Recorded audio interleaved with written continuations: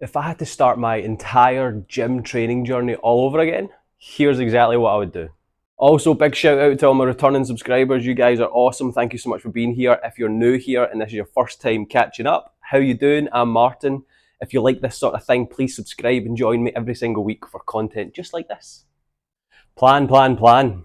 Simple as that. If you're going to the gym and it's your first time, or maybe you're quite new to it, get a plan. Go online, reach out to a coach, ask a friend. You need to have something you're going into the gym with that you can work towards, track and progress. So plan, plan, plan. And it doesn't really need to be the most in-depth program either. Something I like to stick with right now that has definitely helped me out when I started out was keeping it simple. I work with a 5 exercise plan that I build from. So try that, pick 5 exercises that you really want to see progress with. Another wee kind of pro tip would be making them more compound or multi-joint, multi-muscle group exercises. So things like squats, bench press, deadlift, pull-ups, you know, the kind of big 5 exercises.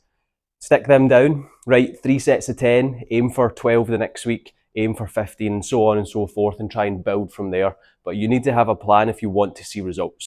And now you've got an idea of what sort of exercises you really want to be doing. Now it's understanding how much time you can actually commit to your plan.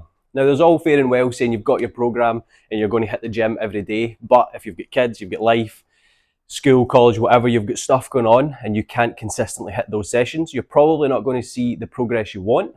And in turn, that's going to have a negative impact on your motivation levels and stuff going forward. So time commitment, how much can you realistically commit every week? And that could just be 1 hour, it could be 3 hours, it could be whatever it works for you. Just make sure that you've got that hour blocked out in your schedule that you can consistently hit over time, because that's where the results are going to come. So time commitments.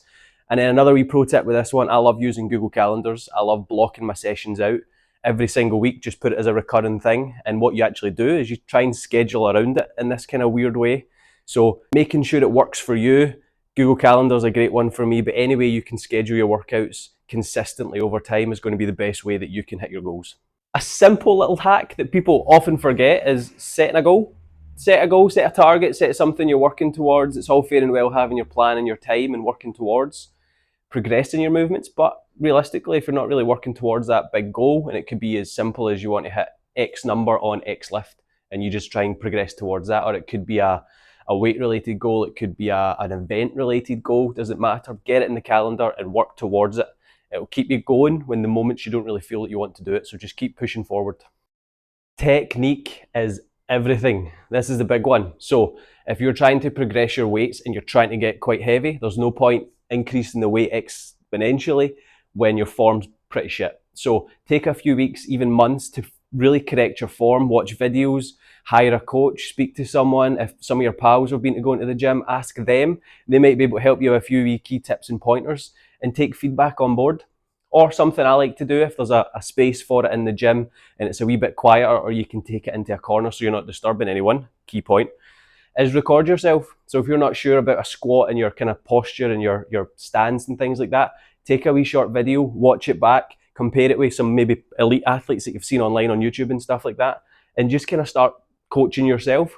Key point there, because form is everything. There's no point trying to explode your weights if your form is shit. So build your form and I guarantee the weights will start flying. And last but not least, progressive overload. If you're not progressing your reps or your weights weekly or even regularly, you're not going to see the results you want. Now that might sometimes be pushing yourself outside your comfort zone, and that's fine, because that's how you grow, that's how you adapt, that's how you evolve. Progressive overload is going to be your best friend if you want to see results. So absolutely have your plan, your time commitments. Make sure you've got that goal in mind every time you go into the gym and your form is on point. We progress now. Focus on progressive overload, and it could be as simple as doing 3 sets of 8 today, 3 sets of 9 next week, 3 sets of 10, and so on and so forth. And then maybe every now and then try and bump the weight up. It's as simple as that, but it's often forgotten about. Guilty of it myself. You just kind of get stuck in your routine of doing the same exercises, same weight, same reps and everything. And then you're like a couple of months down, you're like, why am I not progressing? Progressive overload. Keep it going, keep the momentum working, and that's where tracking really comes in. And as always, team, thank you so much for being here. If you are new, please subscribe. I'd love you to be part of this journey. part of this team, and let's see if we can all work together to see if we can hit some PBs. Have an awesome day until the next one.